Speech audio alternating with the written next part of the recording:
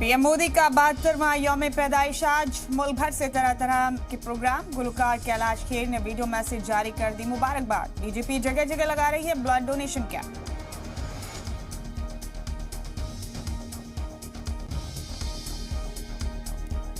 अपने यौम पैदाइश पर पीएम मोदी करेंगे श्योपुर के कूनो पार्क में चीता प्रोजेक्ट का इफ्तिताह। माहौलियात, खवातीन और इंफ्रास्ट्रक्चर से जुड़े 4 प्रोग्राम में करेंगे खिताब।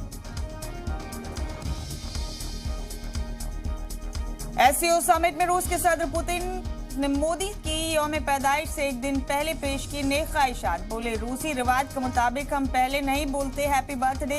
आपकी क़यादत में भारत खूब तरक्की करे।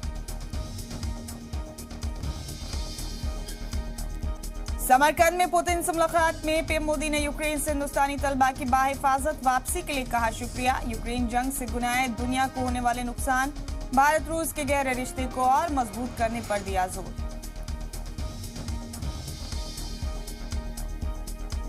आम आदमी पार्टी के एमएलए अमानतुल्लाह खान की आज होगी राउज एवेन्यू कोर्ट में पेशी। वक्फ बोर्ड में गड़बड़ी के इल्जाम में एसीबी ने कल किया था गिरफ्तार।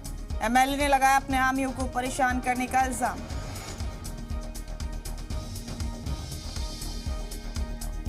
यूपी में मदारिस के सर्वे पर जारी है सियासी बयानबाजी। मुख्तार अब्बास नकवी बोले, जब कुछ छिपाना नहीं सर्वे पर सवाल क्यों। साबिक वजीर नारद रॉय ने किया मदरसे के साथ सरस्वती शिशु मंदिर के सर्वे किया मुतालबा।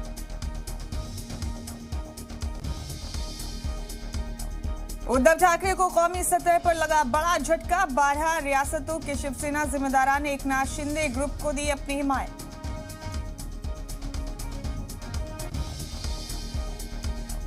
मलका को खराज अकीदत पेश करने आज लंदन जाएंगी सदर द्रौपदी मुर्मू। एलिजाबेथ II के आखिरी रसूमात में होंगी शामिल।